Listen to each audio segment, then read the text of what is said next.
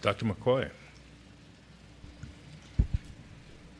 Right. So I'm going to provide sort of a general overview and then dig down a little into details, because I think it's probably important on this committee that's getting kicked off,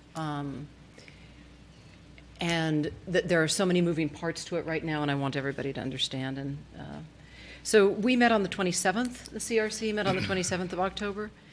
What we did overall is take a run at the working or implementing this new procedure that we introduced last board meeting. And how we did that was by reviewing a specific set of backlogged cases, a specific set, and I'll get to that in the details. And we also talked about a special or distinctive case, which is something that we'll do also in the future. In the future, of course, we'll have with us current cases. So we'll have backlog cases for the time being until that finishes up. We'll do any kind of distinctive case that stands out as needing attention immediately. And then, of course, we'll do the complaints that fall within the regular timeline. So if you remember the presentation last month, it was the P out of Q. We can't do P out of Q yet because nothing that's come in since we've been allowed to work is yet to that point in the investigative process. So we decided to meet each Friday, as you know, each Friday since we met from the full board. The CRC retrieved redacted copies of the incoming complaints. So I go up Friday and look at the redacted copies of the incoming complaints. Previously, as you know, I'd only been picking up citizen letters, drafts of citizen letters, because they're very good in terms of summarizing not only the complaint, but the findings and any kind of other language that might go out to the citizen, telling, you know, how the agency thought of and what the outcomes are.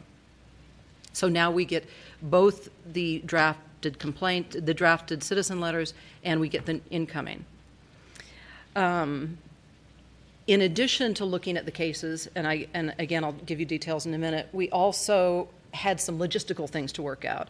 So we had to settle in on a new location for our weekly meetings. There's a couple of different locations, and then we had to figure out how are we going to publish that, where are we going to put it on the website so that people can know why we're meeting every week and when we're meeting every week. And then, of course, that additional problem of whether, when we do cancel meetings, if we don't need that every single week meeting, we'll always have the midterm meeting, what I'm calling the midterm meeting. How do we do that?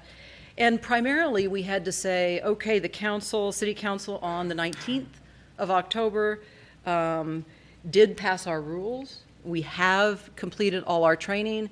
So are we allowing ourselves to move forward on looking at these complaints? And in fact, we voted that we were moving ahead. Now that gets a little complicated in a minute also, but we did talk about cases at this meeting for the first time legally, authoritatively, all right? Okay. We also have to give notice to the agency about whether we're canceling the weekly meetings, so we're working with the agency to make sure that we get that to them on time, either a cancellation or an agenda for the next week's meeting.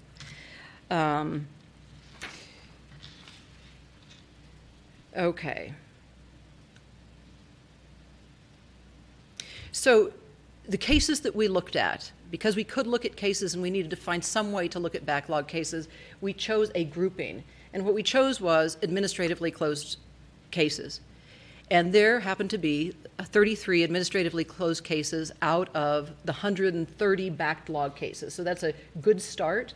And it's also a way to sort of get our wheels turning as far as this goes and how to get things to the board with fairly simple cases, at least cases that can be summarized in 1 or 2 pages, so that when they go into Dropbox, you've got a set of 30. You probably won't have 30 in any given month usually, but there's 30 of these. They're simple, they're 2 pages or less.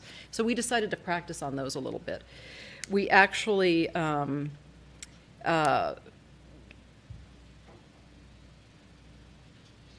we want to get a good bunch out too. I mean, the point here is to get those letters out to citizens.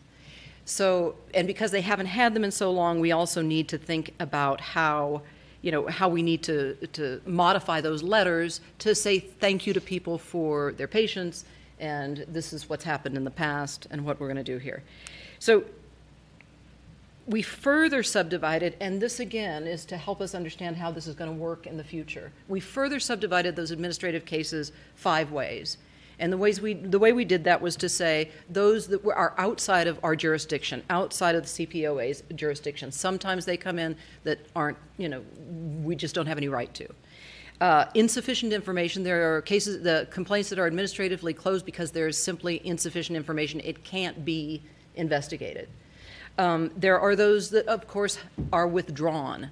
And often those are withdrawn because of what I call beautiful reasons, right? Someone has gone has taken the incentive to call the complainant, say to them, usually it's a lieutenant or a sergeant down the road, and says, and is able to make basically a modified mediation to say, we're looking at this. How do you feel about it? How, are we doing what you need?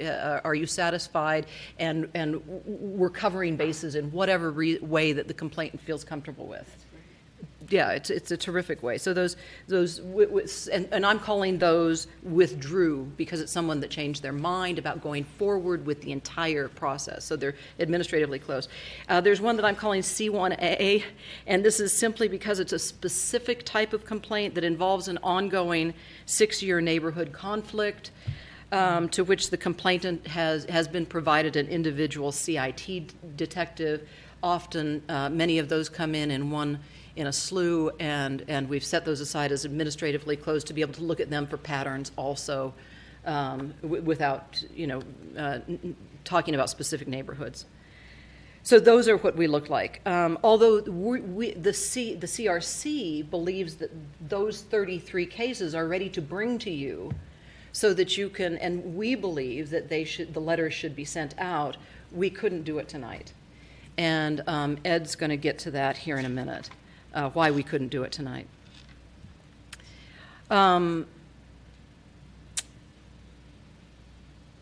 Right, so that's about the overview. And Ed will finish up for us in terms of why we couldn't look at them tonight. I do have to say something particular about the special case because this is what's going to come up fairly often, I think. We can only go with what we know right now.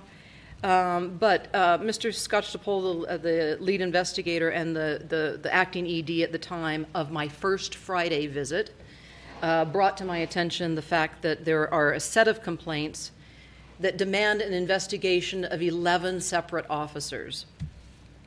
And the reason, and those are all infractions related to unregistered or unlicensed vehicles. So this became of particular interest, Mr. Scotch-DePole brought to my attention, because they had actually been brought to the CPOA before. They had been brought last year, or a set of them. This was a new set of complaints about the same thing. Same complainant, same complaint, new set of evidence. So apparently the problem hadn't been solved. The investigation, which was quite a long and involved investigation because of the number of police vehicles that were involved, was completed, was found sustained. Where things got a little tricky is that a formal letter of findings was sent out by us, by the CPOA. Unfortunately, the solution that was described by the previous ED and that was on record and sent to a citizen was a complete fabrication of the solution to the problem.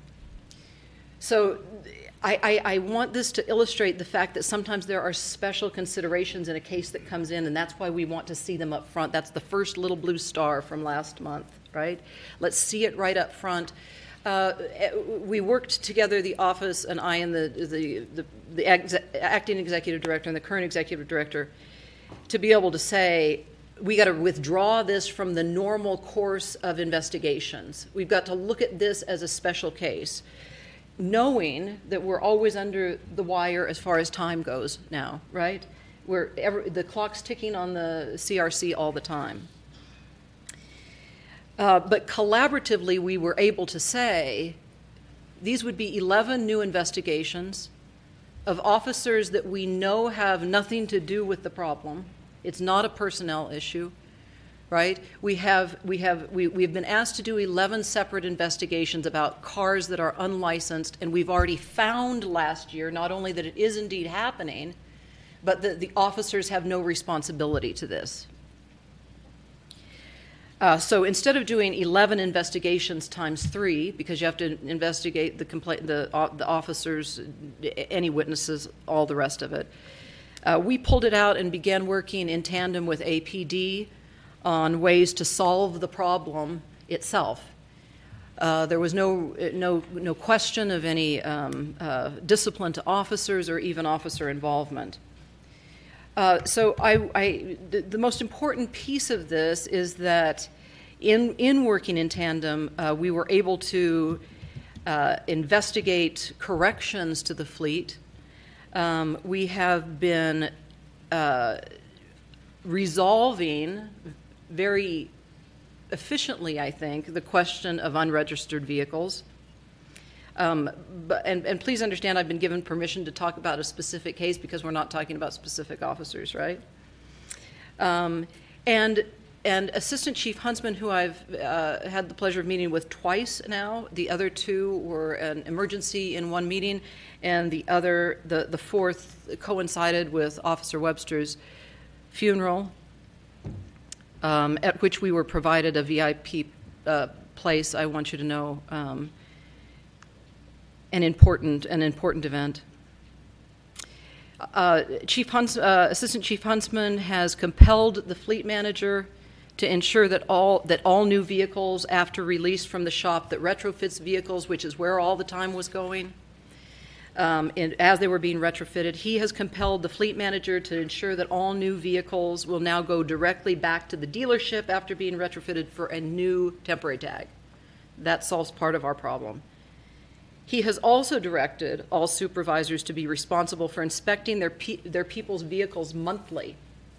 So each supervisor is responsible now for making a monthly check that all police vehicles in use are properly registered and licensed.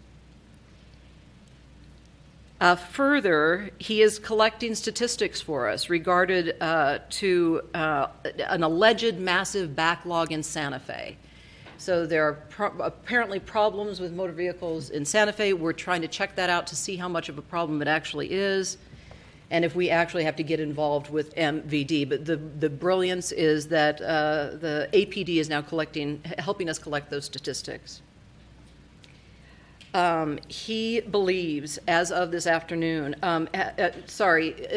Assistant Chief Huntsman has ordered all officers who have not picked up new available licenses. So there's a set of available licenses that APD simply hasn't retrieved, the officers haven't retrieved. He has compelled them to today by 2 o'clock, so that's a few hours ago, that they will have picked up those licenses and made sure that they are on their vehicles. So there's a ton of oversight going on now that we wouldn't have expected except for, our involvement at those early stages and that secondary stage, which is the second blue star from last. I know I'm talking in code a little bit, but I think you know what I mean.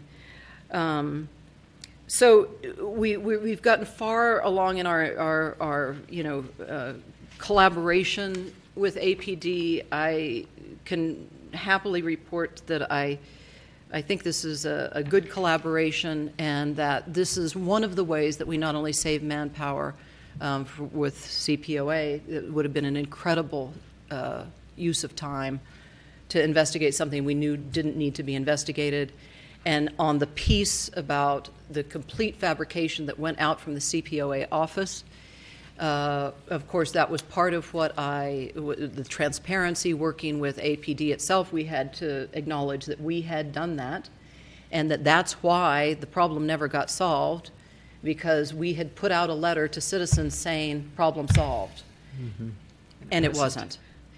So I think we've resolved that. Of course, we'll keep looking at it, but at least a letter can go out to citizens, and we will bring that to you, this special case, when we're able to bring the 33 administratively closed cases, we'll also be bringing this one to you to say, can we send this letter out? And of course, Paul, Mr. Scotch-DePole, Mr. Harness, and I, and whoever else is involved, will craft that letter carefully. And you will see it, and I have promised Assistant Chief Huntsman that he will see it also, because we're all in this together on this one. So sorry, I had so much to tell you, but I really felt like it was important that you saw all the details along the way. Well, thank you. Thank you.